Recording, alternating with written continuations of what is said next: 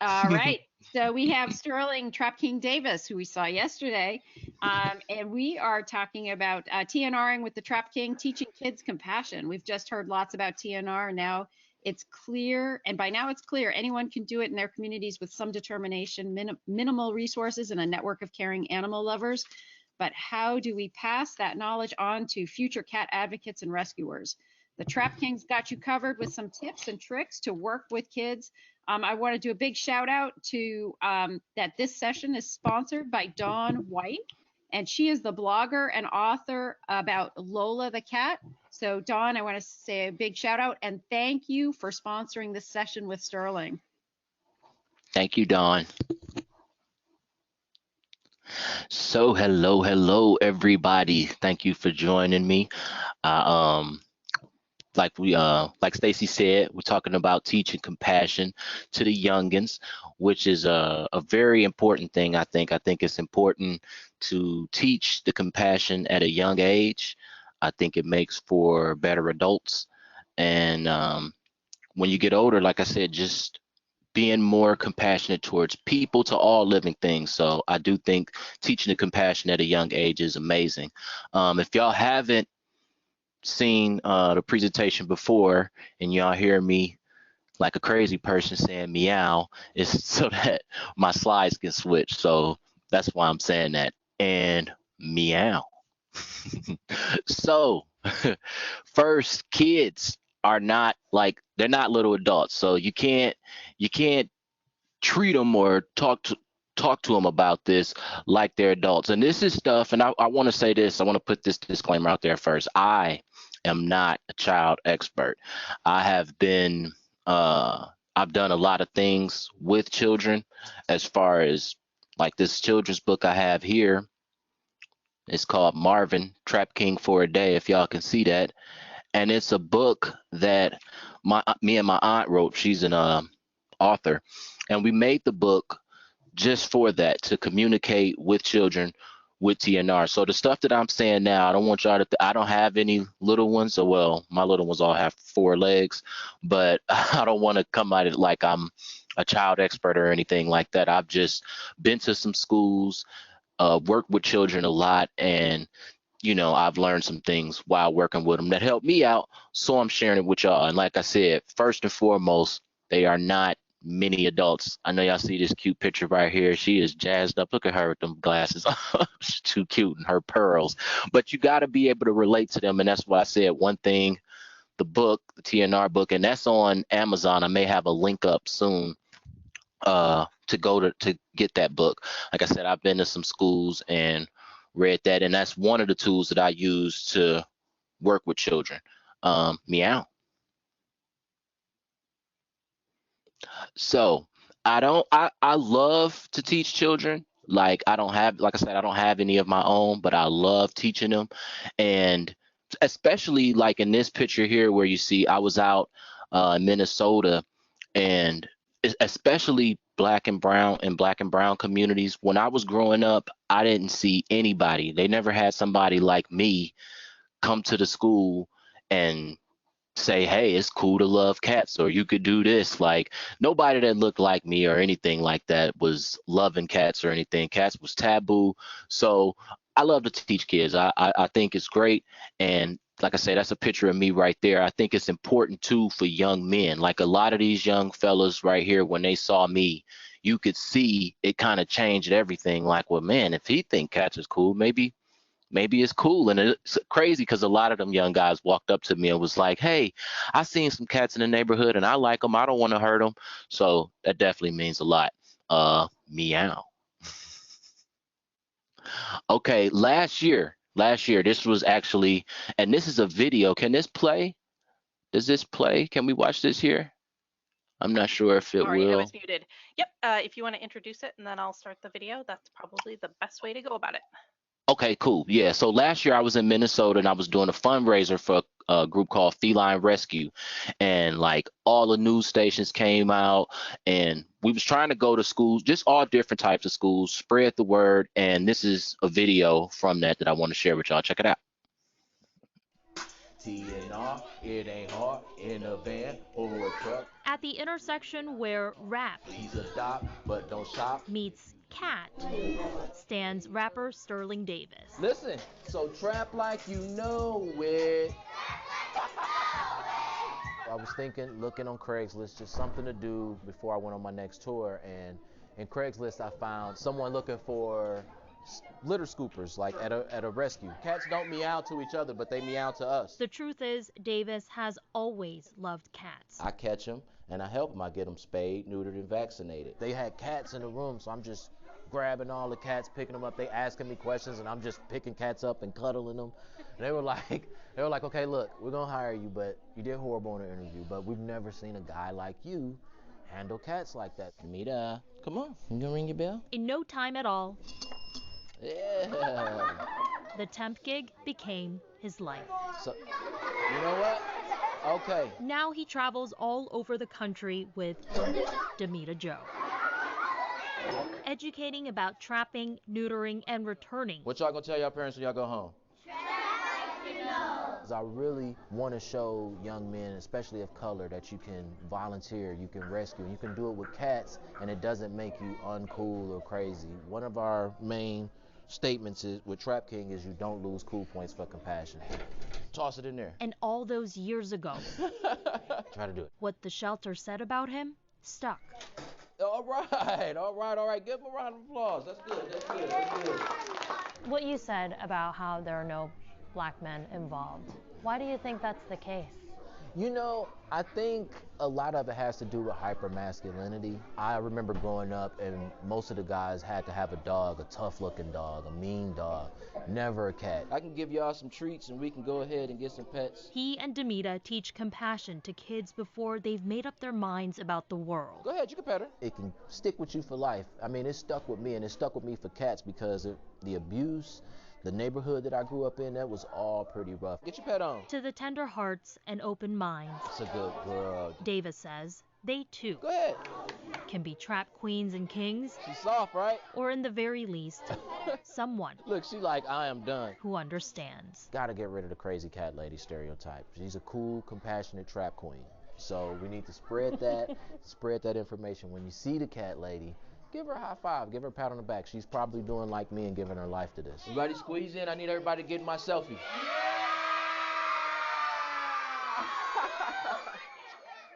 Am I back? You are back. Yep. Thank you for sharing that. So that was that get me a little emotional because it's so cool. It's so cool to see the kids into that and react to that. So that helped me out a lot. Like as y'all can see with Damita Jo, I want to give y'all some tips. One tip is what I was doing with Damita. If you can bring a cat or different props, we had the traps in there and we had little stuffed animal cats that we was throwing in there to try to set the trap off. So that was fun. And that's one of the tips that I have, like with teaching children. Like for one, have some props. You got to know that the children will be the attention span is totally different. So like having Damita Jo there, having props like the trap and the cats, it's a good thing. I may have clicker training, and I'm not sure if a lot of you do that. Shout out to Samantha Martin, Amazing Acro Cats. Clicker training is a great thing, and that's how I was able to train Damita Jo. She's whistle trained, so if I whistle, she'll come. As well as clicker trained, she rings her bell and everything like that. So it helps a lot. And I'll tell, well, meow. Let me tell y'all about this story too. Thank you.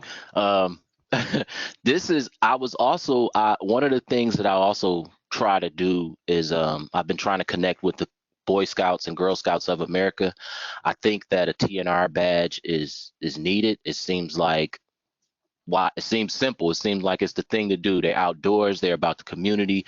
So I try to work with the Boy Scouts and Girl Scouts of America whenever I can, trying to get that TNR badge. So anybody out there, if you got connects to that, please email me. I really want to, I believe that they should have a TNR badge. It only makes sense. But I say that because I was out with a troop one time, the Girl Scouts, and we were going to build winter whether workhouses like we did here in the video that you're seeing. And it was so funny because I didn't bring Damita. We had just went to a school or two schools, and she was kind of wore out. So I left her at the hotel room we was at the time. And it was so funny because the girl, I started reading my book actually. So I'm reading the book and I got to like maybe the second page, and one of the girls just stood up and raised their hand like, so you are Damita's dad, right? I was like, yeah, I'm Damita's dad. And she was like, is she really not gonna be here today? And I was like, no, I'm sorry. And I promise you, she looked like she lost all interest in everything I was talking about at that time. And that's why I say it's good to have props. It's good to keep it moving, not too fast, but you want to keep it moving when you're connecting with kids. Meow. So one of the things I want to share, okay, be empathetic. You start by putting yourself into their little shoes. You don't want to put yourself in their place and as if you are one of them. Instead, you want to kind of act like or portray someone that they would want to be. That's why it's so important with me when I see young guys look up at me and they're looking like, wow, like this guy is cool, like he's kind of cool, but he like cats and he's compassionate at the same time. You don't lose cool points for compassion. I really want to stress that. And I want to show y'all this too. Let me see here. I got my lovely assistant in here. I'm gonna see if I could turn this camera around. Give me a second. We are doing some clicker training right now. That is Deborah from the Amazing Acro Cats. And we doing some clicker training right now. We're gonna see if Squirrel gonna jump through a hoop. Yeah, Squirrel. Get it, Squirrel. So we're gonna go back to that in a second. We've been working on them, training with that today, but that's one of the things, like I say, clicker training, different props, all great with working with children. Meow. Short and sweet. That's the best thing. Like I said, attention span, I think, what is it? For 3 to 6 year olds is 10 minutes. For 7 to 12 year olds, you got about 20 minutes. And then 12 to 17 is even shorter years of age. So you want to make it short and sweet. You want to have things going. Like I said, Damita had her bell going. We had a contest where you could throw the cats in the trap. The stuffed cats, not real cats. We were not throwing real cats in the trap, nothing like that. And this is always a great experiment. The winter workshop, the winter houses workshop, we made a ton of workshops, and like you can see with the bins you can get those from like Ace Hardware, Walmart. It's cool. All of it is cool, but that's a good short, simple activity that everybody can participate in, and the kids love it. Like I said, you want to keep them going. Oh man, I gotta wait a minute. Give me a second. We gotta check it out. Look at DJ. Ring that bell, mama. Look at everybody standing. I know, you're so close. Hey. So that, as you can imagine, pretty much steals the show. But it's enough. It's enough to get to keep the kids engaged and to hear the message. Meow.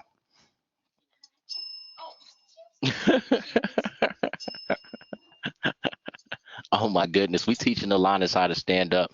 It's too much. She is like always on her thing. So like I said, you want to keep it at a quick pace, but you don't want to talk so fast. And that's a bad habit of mine. So I'll get to just going, especially if we're talking about cats and things to that degree. I will just go, like talk, like fast. So I've had to slow myself down. You want to keep your language simple.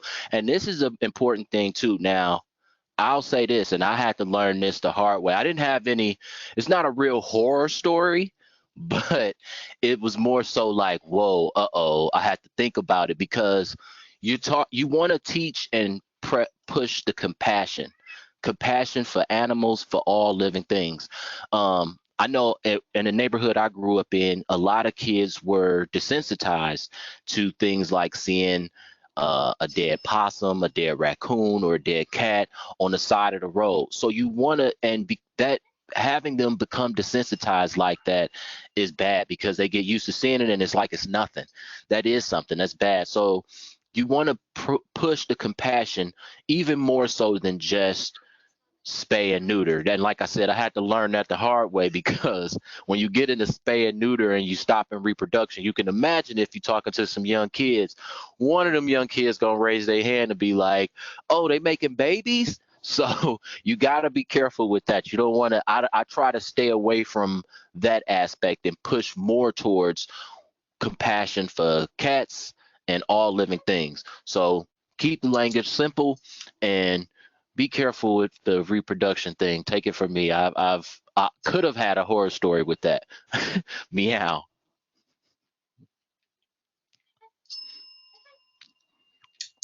Oh yeah, keep it moving. Although adults find it fairly straightforward to sit calmly and listen for 20 minutes, children crave interaction and movement. That's why you see Damita Jo. She was up, out and about, walking around. And let me make sure I say this too. This was all before the pandemic too. So I want to correct that. I said last year. This was the year before last, because last year was 2020, the craziest year ever. So this was all before the pandemic. None of this was, I would have been masked up. I actually would have been afraid to even be in there, because that's not the move. So, but keep it moving. That's why you see Damita Jo, she was out, she was about. If you have a cat like that, or props, all of these things are great for kids. Like in my experience, this has been like, she steals the show. She steals the show. Like I said, with the young lady at the Girl Scout troop, when she raised her hand, it was like, so Damita really not gonna be here? If y'all could have saw the look on her face, the disgusted look, when she was just like, okay, wow. So you want to keep it moving. Like I said, you don't want to talk fast, but you want to keep things interactive. Kind of like this presentation right now, as we go back to some training stuff, because the kitty's over here getting it. Look at it, Nora. Anora, go up. Anora. See, up. Hey, Nora. Good job. So clicker, like I said, clicker training is simple. It's something, you have a clicker. First you find a treat that the cats like, and once you find a treat that they like, they love that treat. They food motivated about it. Like we got these churro treats we're using over here right now, and they will go crazy for it. Alanis will leap a whole building for that stuff. So so you find a treat, and once they do the trick, like a high five or sitting pretty on the marker like Damita Jo ringing her bell, you click it and then you give them a treat. This stuff helps amazing, not only with children, but it also has helped me explaining TNR to HOAs and apartment complexes. Meow. And again, that's, oh yeah, my book. Like I said, my book, Marvin TrapKing for a Day. Even if you speaking with children, you working with children, and you don't have something like a book, it's really easy to get like stuffed animals, different props, and I would say flashcards. Even flashcards. I've gone out of my way. I don't know if everybody want to go as far as making a kitty rap song, but in that video, you could see the kids were they were all into it, rapping along with the rap song. And like I said, these are all things that just relate and translate to the younger generation. So it's super fun. Let me hold up. I don't want to miss this. We got the piano out here now. Baby Bobby on the piano. Play the piano. Come on, they're watching you.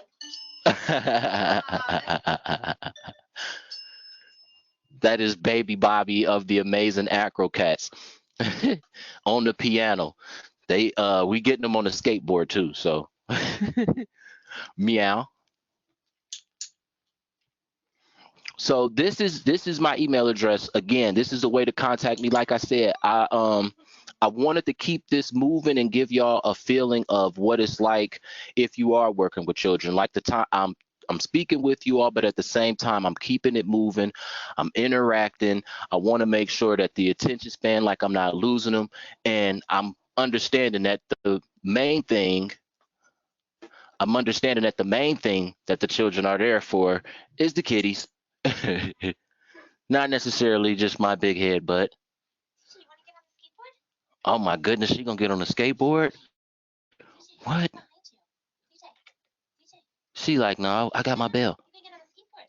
Get on the skateboard. Baby Bobby, what do you want to do? So this is my email. If you have any questions, anything, please feel free to reach out to me about it. If anybody in the audience at home watching this or listening to this, if you have any connections as far as the Boy Scouts and Girl Scouts of America, again, I do feel like it is extremely important to teach the compassion at a young age, and I do think the Boy Scouts and Girl Scouts having a TNR badge would be awesome and amazing. So email me about the book. Y'all can check it out. I absolutely love to travel once the pandemic and everything, hopefully when things go back to normal, but even virtually, I have a few schools this year that I plan on having a virtual conference with, where I want to read my book, probably show a little high fives and clicker training, but again, just be that example and show you don't lose cool points for compassion. And it is cool to do things like volunteer, rescue, or like cats. Like again, when I grew up, we had a talk yesterday about masculinity and cat rescue, and it was amazing to hear from all the other gentlemen on the panel that went through so much of the stuff that I went through. Like, why do you have a cat? Why do you like cats? Why don't you like dogs? Why don't you have a dog? Boys supposed to have dogs. So it's real important for them to just see adults, see us compassionate about it. And another thing about the children, the little one too, if you want to motivate some parents to do something, go through the kids. The kids are, mommy, daddy, look, the ear tip, you got to do it. You got to do it. So it's always a good thing to start with the kids, teach the compassion young. I know it's a big deal to get more adults out there, people doing it, but these little ones, they're going to be the ones in the future that's growing up compassionate and loving, and maybe not causing crazy years like last year was. So I want to go ahead and open up to any questions, comments, anything with that. And again, my book, TrapKing for a Day, not even necessarily as much as trying to sell this thing, but any virtual thing where we can read to some children. And like I say, teach the compassion young is just a simple book where, oh wait, look at Damita Jo on my shoulder there. That drawing of me is like hilarious. but yeah, I love doing that. So contact me about that too if you have any schools or anything. I know we're gonna keep the virtual thing going for a while. So, oh my goodness, baby Bobby. So yeah, please feel free to contact me. Thank you so much, Sterling. That was great. And because this computer is really sensitive, I posted the link to the book in the Facebook group on my other computer.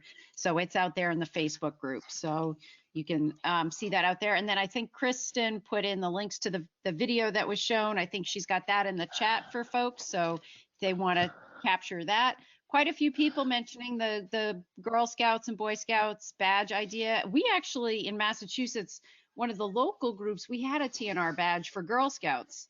And Really? yeah, so I guess maybe it was like each individual, I don't know, in Boy Scouts, you call it a den. I don't know. I was a brownie, and then I crossed the bridge into Girl Scouts and I retired from that job. So I never made it really into the Girl Scouts realm, but I don't know if it's like each thing can separately kind of do their own badges. You know, I didn't know that.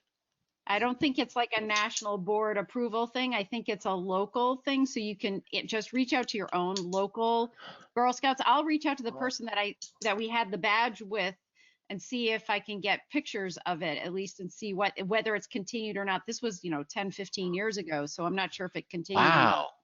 But That's amazing that it was like that 10, 15 years ago. Heck, I wasn't even trapping then 15 years ago. Wow. Yeah. But that's good. That's progress. So that's good information for me, because I I could start doing that then once I can go back out again. But I can start trying to just push it in that area, because my thought process was like, we need to push it. Everybody, every city, state, every Girl Scout, Boy Scout need to have a TNR badge. But I didn't even know it was like that. I thought all the badges were similar. Yeah, I think I don't know. I'll go back. I'll ask her, the person who got that organized, because she was all connected with the Girl Scouts, and at least I can find out from that side. And we have had Boy Scouts do, like, Eagle Scouts seems to be building feral cat stations, feeding stations was like Yeah. their favorite thing to do. So we've had a lot of Eagle Scout projects with that. And so maybe, I don't know about like I don't know if it's a badge thing or whatever, but it was part of their Eagle Scout project. So Oh that's also man, popular too. So anyway, those are just some that's things that I thought I amazing. would just share. But a lot of people interested in it. So what I'll do is I'll take all the comments and I'll get those folks' names, and maybe we can actually have something coming out of this, like, the Girl Scout, Boy Scout badge team or whatever, and then we Right, put ourselves together, and many hands make light work, that. So right.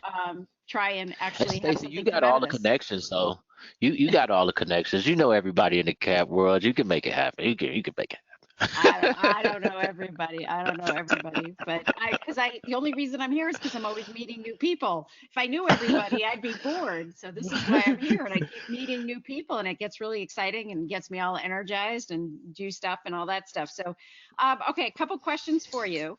Um, Winter, like, the details on those the Rubbermaid winter shelters or whatever. Hmm. Can you just share a little more details about how they're used and that kind of thing? Oh yeah, so they're used for warmth. Like when it gets cold, and I've been to a couple schools. We've made some, and not even just schools. Even when I worked for the shelter, you just put some insulation in there. We've used like foam and straw to keep it, you know, the water, the moisture from going in there, and just keep it warm, and cut a hole. You just gonna carve a little hole in the side. Like when we went to the schools, we had the holes pre-cut out. Like working with kids with it, you don't want to have to deal with the scissors and stuff like that. They can put the insulation and everything inside. So we just had those bins. We got a bunch of them from Walmart. We had the foam that to insulate with the straw, and they could just put it in there and make houses, and they loved it. It was good. But it's also helpful because you will see a lot of colonies, like my friends out in Atlanta, out here in Atlanta, Henry's Feral House. She has a bunch of them all over her colony. So it's a fun activity for kids to do, and they can donate, and they do get use. It does help the cats out a lot. Do you ever do any clicker training with your community cats? I've just recently, before everything was going really crazy, I was trying to get into that, at least to the point to where the whistle, because with the whistle, it's hard to get the community cats to it. But one thing they do understand, and most people in rescue would notice, is that you shake that bag when you go in the feed, you shake that bag, and a couple of them gonna come running. So I did um, start experimenting with whistling instead of the bag. Like they know it's me. You blow the whistle, they know it's me, and that would be mainly for a danger situation. I tell people that all the time with clicker training and at least whistle training for feeding. It's a really good thing, especially for like emergencies and a fire or something like that. You, instead of just running around like, come on, get in the trap, get in the carrier, get in the carrier, get in the carrier, you could blow a whistle, and then boom, they just go in the carrier and y'all off, out of danger. So, but I that is something I'm experimenting and working with more. So I wanna at least try to do that, so people, if it is an emergency and you gotta get your colony out of there quick, that might be an easy way to get them out of there. Are there any legal issues people should be aware of when allowing children to help with TNR? I allow community cats to help me set traps, but I do not allow them to approach traps once cats are in them for their safety. Definitely. And that's why I say you want to push compassion more than a child actually going out. And a lot of places they'll tell you you have to be 18 or older to even participate in TNR. So you definitely want to be careful with that, because kids are, they playful, they don't know. And you don't want a child's first experiences walking up to a trap putting their finger in there like, hey, kitty, and now that's it. They don't like cats ever again when they get older. So you don't want to, one of the things that I do is I run the contests. So I'll go to communities and I'll set my traps, and I'll have this kid over here watching this trap, this kid over here watching this trap, and whoever sends a text first and lets me know that they got a cat, then I give them a prize. You get $20, $15, something like that. But they're not actually covering the traps. They're not touching, going up to these cats. They just let me know, but they're participating. So you let them know that they are involved. They feel great, but you definitely want to, this is something that's supervised. You don't want to have a 10-year-old out there with a trap and some Jack Mackerel like, look, I'm a trap queen, I'm about to do it. Like, that's not the best thing to do. You definitely want to have them supervised. How do you try and approach a school system to try and encourage them to have a presentation like you're talking about? How do we approach a school system for this? Well, I would say go through, I mean, of course, you're going to have to go through the front office, of course, but for me, it's usually been like right now, virtually teachers have been reaching out to me about it. But I would say go through the science department. Like I've talked to a lot of science teachers that just younger kids that just really want to get them into being excited about wildlife or animals around them. So I would say the science department, of course, you got to go through the front office. But any teacher right now, like this is now a really good time for it because everything is virtual. So you need engagement. It's hard to just grasp people and while we on this, on the computer screen. So it's probably easier now than ever. I would say through the library or through the teacher themselves. But if you could just email a school, like I've been doing that, just letting them know like, hey, I got some props. This is what we do is TNR. It's humane. Population control is great education. And more than anything, when you reach out, be it the front office, be it the teacher, science department, whatever, you want to stress compassion, not just fixing cats. It's a different language. In our world, we understand that. But for other people, you want to say things like teaching compassion towards animals versus, hey, we got to let these kids know how to fix some cats. Like, that's going to be like, whoa, what are you talking about? So you want to stress that you're teaching compassion and giving them a fun activity that helps them appreciate and respect animals. Someone put a comment in here saying, I met a feeder that rang a cowbell and the cats would come run to eat.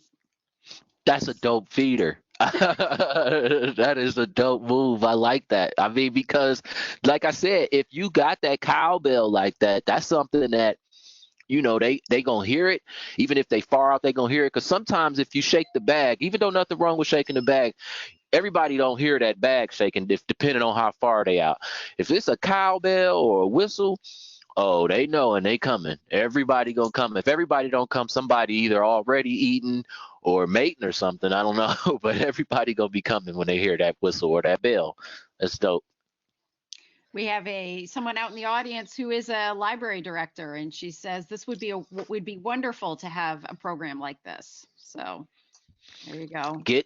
My email is down there. You got to get in touch with me. Listen, I love to do that. That's not something like charging or pleased by my book. That's simply wanting to spread the word. Like, I would love for children to see somebody like myself interacting with cats and let them know that they can do it. It's okay to be selfless. It's okay to volunteer. It's okay to rescue, and it's okay to be compassionate. So yes, hit me up. Lists here, our humane education manager has had better luck reaching out to private and charter schools versus public schools. So, but I don't know. I think it's also maybe who you know or who in your group knows whom and that kind of thing too. If you've got somebody who's president of the PTA in the public schools, then they might know what the channels are, to reach through and that kind of thing. But there are challenges. Public schools do have challenges, I would think, right? Oh yeah, public schools, and I've even done this as well. Now I have been to the what is it, the Montessori schools? Yep, I have Montessori. been I have been to some of those before, and I do think that's probably a little easier to get through rather than the private schools. I mean the public schools. But I will say this as well. Just like to get to the adults, you get to the kids because the kids will go bug mommy and daddy to get into something. It's the same way with a teacher. If like I've had a bunch of kids in neighborhoods that I was going to, and I told them, for career day or anything like that, have your teacher reach out and invite me. Like I'll come up there and we could tell everybody about what we're doing here. And the kids went and they bugged their teacher enough that their teacher was like, reaching out to the apartment complex like, hey, who is this cat guy that keeps, these kids are sitting in class talking about this cat guy. I didn't want them to not pay attention to their lesson, but I was glad that they was that enthusiastic about having me come in and speak to the whole class. Excellent, excellent. All right. We're looking good here. I think we've got most of our questions answered. I do think that there's something that with virtual education and everybody being home, and I apologize if I said this yesterday. It's the end of the weekend, but it's, my daughter's been teaching second grade virtually in Chicago. And she's got her cat Maggie, who's this big Maine Coon, who's very attentive and vocal, and just loves my daughter, and sort of like a Velcro kitty, Maine Coon. and has that like the eyes that like look at my daughter, like my daughter could do no wrong. And that kind of thing. And so, but the second grade cat class loved Maggie because they got to see Maggie, on the TV. So like one day Rachel would say, show me your kitty. And so they talked about how you could hold the kitty the right way, and Rachel's like, these kids, they're bringing their cat, over and stuff and doing show and tell. Everybody got to show their pets and talk about, the differences between cats versus dogs and other animals and that kind of thing. So, but they were all so sad. She was only teaching for a semester because she's in school getting her master's in education. And she, when they left, they were so sad that they weren't going to see her and Maggie anymore and that kind of thing. So, but nowadays you can't have pets in the classroom too much. I mean, Yeah. my kids had like, they did chickens and that kind of thing and some bunnies and stuff. But I think in public schools, you're not allowed to have any sort of animals in the classroom and that kind of thing. And so it was really a nice way of being able to incorporate animals into, education again. So that's one of the upshots of being Zoomed, Very much so, because it was, I do remember one school I went to, it was a little difficult as far as the Damita portion, bringing Damita along. Like they asked for her shot records and everything. They asked for all her paperwork. And I was like, wow, but I respect that though. That's good. That's good. Cause every school I went to didn't ask me that. So I can definitely respect that you want, and especially now after this, it's probably going to be even more difficult. So you are definitely right. The virtual aspect of it helps a lot because I could put my cats on screen, and it's better for the cats too, because like I said, Damita, she was, she's a performer. She's a little diva. She is a performer, but she gets tired too. And some of the cats, it can be overwhelming. If you're gonna have a whole class come up and want to put their hand in the bag, like you got to have a very temperamental cat for that, because it's not always the easiest thing. So virtual, yeah, I definitely agree. So That's the silver lining to it. how can you tell when Damita is a little bit too tired, or, how do you do that balancing act between, the performer Damita versus Damita, just the cat? She gives me a look and she'll stop. Like she's the performer. She'll run around when she's into it. She'll move around. She'll come out when she don't want to get into it no more. She hops in her bag and she just barrels down. Like this is it. Like she won't get all hissy and mad, but once I see that look and she jump in that bag and barrel down, then I'm closing it up and put my baby off to the side. That's enough. And like I said, because she's been doing that since she was young and going to HOAs and everything with me, running in the trap. She's been pretty good at it. I don't know how it'll be now with like almost a year layoff of her being able to be around kids and groups of people like that. But she'll let me know. She'll give me that look up, like almost like she gonna roll her eyes at me like, that's enough, you better chill out.